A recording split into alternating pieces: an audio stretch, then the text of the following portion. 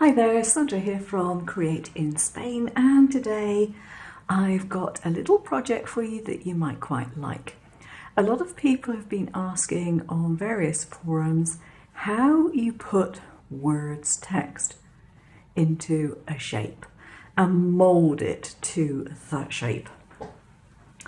Well, Procreate can do it. It doesn't quite do it automatically as it might if you're using some kind of photo apps, but it can still do something very similar. I have drawn a freehand heart in here. Note, it is completely and utterly irregular, but it's just a shape to put something onto. So in my layers, I only have this item, and I want to add some text. In Procreate, you don't have to click on the plus sign to add text. You go over to the left-hand side, go to the wrench, tap on that, go to add, and then add text. And then if you click on the double A down here, you can alter the text as you wish. So I can make it considerably bigger. I've got a chunky text on here because this is the kind of text which is quite good for fitting into shapes, and you'll be able to see it easier than you would if I did something a lot finer anyway. So I am just going to tap on my keyboard here so I can change the wording, and I want to cut all that out and get my keyboard back. Double tap on the big arrow will give you all caps. There we go, you get the little line underneath, and I'm just going to put love in here. There we are, and I'm done. So if I go to my layers, I now have two layers, one with the love and one with the heart. So I'm going to select that layer. I'm going to move it in place, and at the moment it's on uniform selection. Now I want to put it on freeform because I want to actually make it a lot taller than it is wide. Bring that in a little bit, bring that in a little bit, and yes, I know it doesn't fit the heart at the moment. Patience. So that is roughly in place. Now, if I tap on the warp facility, I get a couple of options. This is what the warp looks like, and we also have advanced mesh. That gives you a few more options, but I'm going to tap off of that and just use the normal warp. And what you can do with this is to basically make it so that your letters squish around into the space that you have. You can pull them out, pull them in, and do all sorts of weird and wonderfuls until you get the result that you are actually happy with. You also have the opportunity, if you want to, if I tap off of there, if you go to the magic wand, you have different things here like liquefy, and you can add different effects by doing the liquefy as well. Let's see, we've probably got too small a brush. There we go. You can see you can do various bits and pieces. I wouldn't use it in this particular instance, but it's there if you want to use it. If you don't like what you did, just click on undo. Okay, so we have this at the moment selected, so I'm going to go back into here with my warping and just warp it a bit more. Now if I chose the advanced version, you get a bit more of options as to how your letters look, because you can pick out all these handles and make the letters do different things according to where you drag those handles, right? So lots and lots of different ways of getting the result that you require, and you can play around with it until you get something that you are happy with. And I'm going to do that, pull that out a bit. Okay, So imagine I'm happy with that, more or less, but you say, well, you know, this is pretty silly, you've got it all over the heart and you're going to have to rub out all these extra bits and it's going to be a mess. Well, no you don't. Go to the layers. Click on the love layer or whatever you've written and tap on the clipping mask and voila, magically it takes out all the extra bits and you have your letters fit into your shape. Now, clipping masks are very, very useful things and they are extremely useful when it comes to this particular function, but they are very, very useful when you are colouring things in general. Okay, I am going to take this layer away by deleting it. Now, if I add another layer to this, and I tap on here and I add clipping mask, what happens if I take a brush, now maybe I've got some luminescence, maybe I want some bokeh lights, all right. Pick a different colour here, go for it. And when I do all this drawing, you see it will not go anywhere other than inside the area which already has been coloured by something else. This makes doing things like tags and so on an absolute breeze, and it's really, really nice to be able to do that. So the only layer I have at the moment is my yellow heart, and what I can do is make that a reference layer, add another layer, and then I can drag a colour in and I can change it. Now you might think, well, you've just changed that from yellow to pink. Actually, no I haven't, because this is on its own layer. So this is really handy to use if you have lots of things which you're going to want to repeat, but you're not going to want to repeat in an identical colour. You cannot, in this particular case, take the brush, and I'll change the brush to a different colour, and have it just go within the shape. That isn't what it does. Okay, you can use the fill colour on it, but not the brush.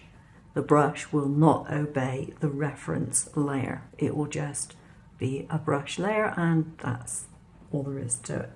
One of the other things that you can use Procreate for, and it's a nice easy thing to do, is to create basic masks for pages of tags or designs. Now I've just uploaded some random tags from Pixabay here, and what you would do is you would select a pen and just go for a plain monoline one. That will do nicely. And you can draw around the outside. So you import from a scanned paper, you import the image as a PNG, and then you can literally do your tracing on it. Now, one of the advantages of Procreate is that it has a function of straight lines. So if you draw a line and then hold it slightly, it becomes a straight line. And it doesn't make any difference how wiggly your line was. Whoops. Let's undo that one. I usually zoom in to do this. It will create a straight line. I'm making a really bad job of this, aren't I? But never mind. And you would go around your designs. Now, in the case like this, where you have a lot of the same shapes, you will simply go to your layer and you'll duplicate it. Now I'm just going to take that out and show you this layer, which is what I did previously, and all I did was I drew around the shapes and then dragged colour into them.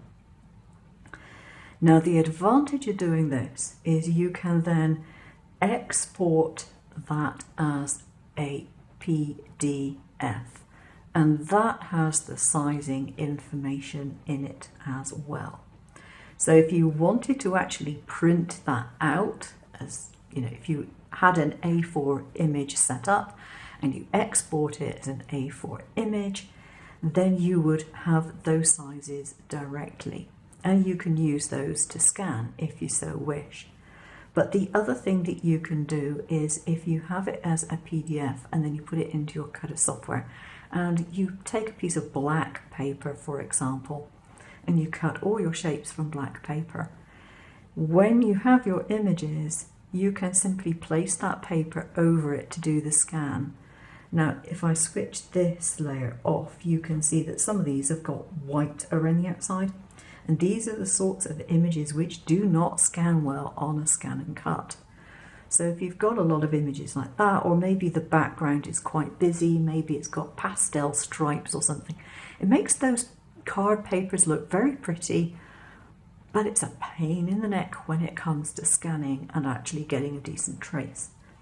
But if you wanted to do it like this on your iPad to save doing it in other software, you can. And then you will have a nice clean image to trace, and you don't have any awkward gaps or whatever where there's been pastel colours around the edges, because that's a pain in the neck when it comes to cutting out if you don't realise they were there.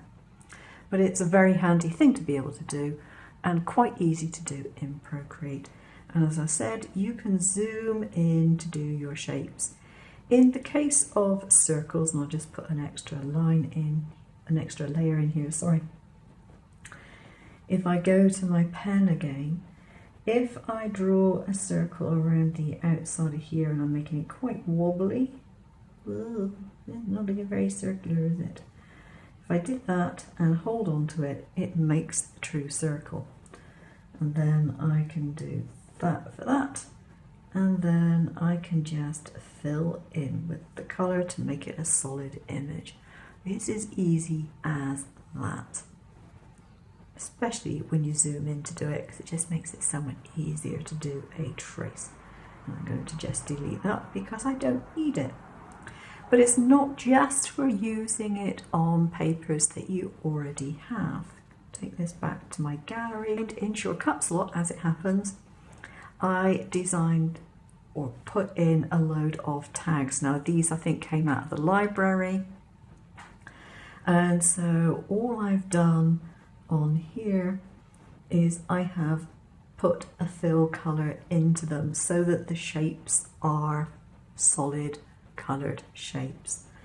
And now if I do another layer and I go to clipping mask, I can do some painting with basically anything. I can just choose some dots, that will do fine. And it will only go on the bits which have been drawn on. So that is a nice easy way of doing it. And if you're scared that you're going to wreck what you've done already, just have a copy of your layer, your original layer, locked, and that way you have always got it to go back to. You could use airbrushing, for example. Go for soft brush, go for, I don't know, pale blue. And as you can see, big brush that one is. You can do whatever you like on your designs. So you don't have to have the same labels, the same colours or anything else. You can completely and utterly change them. Not a problem at all. The other thing that you can do, let me just take that layer out, take the reference layer off of there. You can add a photograph. So if I go here and I go to add and I put insert a photo, what am I going to use? Okay, I'll put a photograph in. And I go to this layer here and then I go to clipping mask. You can see it just goes over the areas that I've got selected. And okay, this isn't something that I would actually want to use, but you might decide you want to do, I don't know, a skyscraper picture or something like that, and have that on the base of your tags. And obviously when it comes to the inserted image, that particular layer, you can resize it to whatever size you like to work for whatever you are using it for. So there we go, some more things that you can use Procreate for. Hope you found it interesting. I'll see you again soon. Take care now.